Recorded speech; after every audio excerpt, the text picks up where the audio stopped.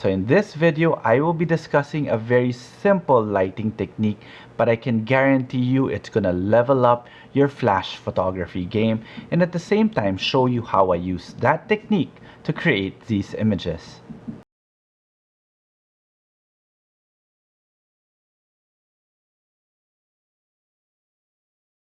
So hi everyone, this is Jiggie, a portrait and wedding photographer from the Philippines, and welcome to the channel. So before anything else, if you guys haven't subscribed to the channel and would want to learn more about off-camera flash photography or maybe just photography in general, then this channel is for you. So you might want to consider subscribing, and while you're at it, click that notification bell so that you get notified every time I upload a new video. And if you want to see more of my images, you could always find me on Instagram. It's at Jiggie Alejandrino. So in this video, I'm taking you behind the scenes during one of my personal projects. I basically wanted to do a military simulation. So I called up some friends who are heavily into that and I told them to gear up and I wanted to shoot them, and I will discuss that lighting technique in the course of this video so that I can properly explain what it is exactly that I mean. Okay? So this area served as our playground for the shoot. As you can see, it's a very empty and dirty warehouse. However, here is one of the key things that I always look for whenever I start shooting. The first thing I always ask myself when I enter my location is that where is the light? So immediately I ask myself that for one particular reason: what will I do with that light? And that's basically what this video is all about. Everybody knows how to control your ambient light, or maybe those people who are already heavily into flash photography, they know how to control their ambient light and how to add and balance their flash to create a really nice looking light. However, what I want to discuss today is taking it a bit further. Instead of just controlling your existing ambient light, it is also a matter of what you are going to do with that ambient light and how you are supposed to use it. Because I certainly believe that any particular light that is in your scene should have a specific purpose. If it doesn't have a purpose, then might as well just remove it. And I'll explain to you guys what I mean. You can see that the existing ambient light is coming from this general direction. So from there, I decided to pose my subject this way. Okay, so the camera that I used for this particular shoot was my medium format, my Mamiya 645DF with a DM22 digital back, and I had an Elinchrom Quadra with a 190cm reverse octoband. However, don't get intimidated with the equipment that I used, because you can actually do this with the equipment that you have, so long as you understand the principles of lighting that I am talking about and will further discuss in the course of this particular video. Okay, so you can see here immediately that the light was coming from here and it was creating beautiful highlights on the helmet, and I decided I'm not gonna remove all existing ambient light, rather I will use it and still maintain the highlights there and just pop a flash in this same general direction of where my existing ambient light is coming from, and this was the final image. Now you could see here, I actually have a towel because it was terribly hot. And you could also see that the subject had like perspiration falling down from his face. To be honest, I left it there intentionally because number one, it felt like as if he was tearing up, so which gave a little bit more emotion to the image. And at the same time, I wanted it to feel realistic, because if he was so fresh and so clean, then it didn't look very real, right? So I wanted that X factor to be in there. And if you notice, I actually shot him from below. And normally, I would always say that if you're shooting a headshot, it should be at least eye level or above. However, you could shoot from below if you wanted to give the impression of strength, which is exactly what I wanted to do in this particular image. There was actually a hairlight here coming from this light. You could already see it here.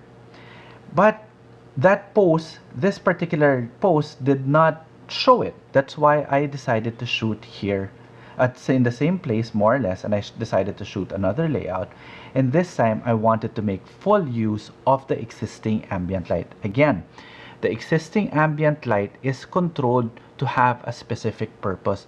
It is not just about underexposing and popping a flash. It's not that simple if you want to level up the images that you are creating. Now, you can see here again, as I kept on repeating myself, highlights here. So I exposed for my highlights, and therefore I got an image like this. Actually, I didn't even underexpose, to be honest, because I exposed for my highlights, which ended up underexposing the scene. However, I exposed exactly for what I wanted to expose for, which were my highlights, and then afterwards, I just balanced my light here to create the look of a really wraparound light on them. Now, next, same situation, but instead of shooting this way, I decided to bring in a bit more of the window. Instead of bringing the light coming from here, I wanted the light to seem like it was coming from this particular window. And that's exactly what I did. Again, I exposed for whatever exposure, well, I set my camera to whatever exposure this area gave, and still gave that light streaking towards the subject, because there are ways for you to really use leading lines, but you can also use light as a leading line. So having that light streak there created a look of the window going towards the subject, which I will show you now. This is exactly what I meant. I had my light, or this area here, lit because of this window here, and it basically led towards him, and the position of my light was still in the same general direction of this light, making it look as natural as possible. Then of course, afterwards, after I started doing my solo photos, I decided to give a little bit of depth in another way that you can actually use, again, your existing ambient light together with that of your flash, and not just by underexposing. You could see here, I decided to put layers, and I did underexpose him because I wanted him to fade in the background, and I exposed for him a little bit brighter because I wanted to focus on him, but I did not completely remove him from the background, the person in the back. I did not completely remove this one so that I did not kill too much of the existing ambient light, so that I could still get a scene like this. It looked as if they were all just in shadow, and there was just one burst of light coming from somewhere that hit him and just gave it that very, very natural look for me. Now, next, I saw this beautiful wall and I decided, hey, I want to shoot here. And the light was coming again from here, from above. And you could see here in this area here, that light was here, more or less. If I directed my light directly on the subject, it would have felt so fake. And whenever you're positioning your light, you want it to have a purpose too. Aside from your existing ambient light having a purpose, your flash should also have a purpose, or it may seem to have a purpose. So what I decided to do was, instead of basically facing the light directly towards the subject, I decided to face it towards the wall so that I could just feather the light towards him, and it gave an output like this. So you see, the light was really here, and this was just being feathered, and it gave that look as if there was just really one light just coming from the side. It looked very, very natural. So I guess you guys are seeing the trend. I want my light to look as natural as possible, especially when I am shooting environmental portraits. So I hope you're liking this video so far. And if you do, please do smash that like button because it helps the channel. It also helps the video. And while you're at it, click that notification bell while you subscribe, okay?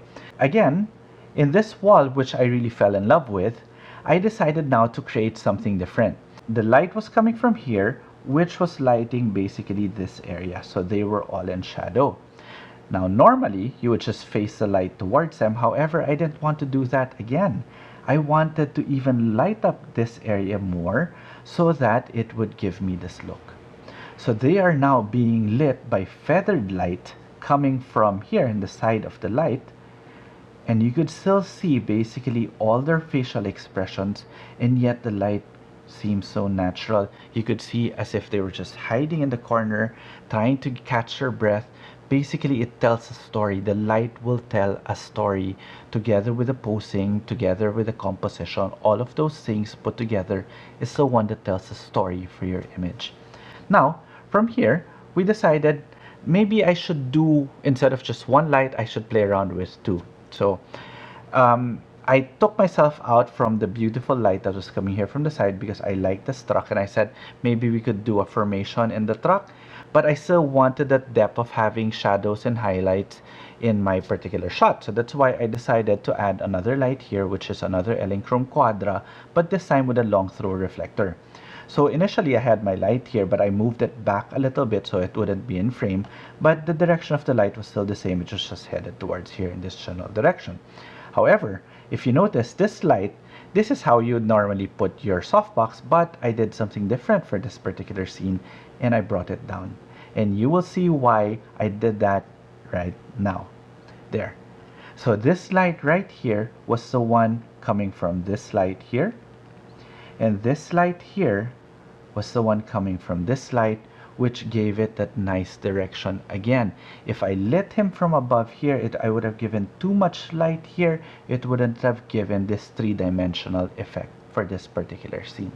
Now, since we were shooting mostly men, we decided to add a little bit of flavor to the shoot. So we had one of the models dress up as part of the group, and I decided to shoot them in this, again, very rustic area within the same compound. Now, there was a window here. Unfortunately, it's not seen in the BTS, and I basically based my exposure on that window because I wanted that streak of light to be coming in, and my main light was just directed towards a female subject, and these guys are just supposed to supplement basically the scene. So what I did was, the moment I had everything dialed in, I asked them, okay, on the count of 3, just give me some movement and run towards me, and that's the shot that I was able to get. Again, here's the light that was coming from the window, which I balanced in order for me to create that depth here, and then this one was being lit by my artificial light. So again, it is not just about underexposing a scene.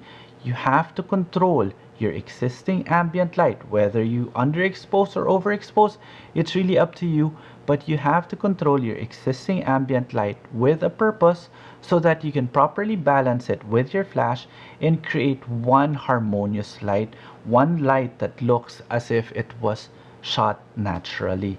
And that, for me, levels up, understanding that levels up your photography game. It basically makes your images more refined. Okay, so if you have any questions, feel free to leave them in the comment section below. And if you did enjoy this video, please do consider subscribing to the channel and liking this video also. And while you're at it, click that notification bell so that you get notified every time I upload a new video. Now, if you want to see more of the images that I've created, you could also follow me on Instagram. It's at Jiggie Alejandrino.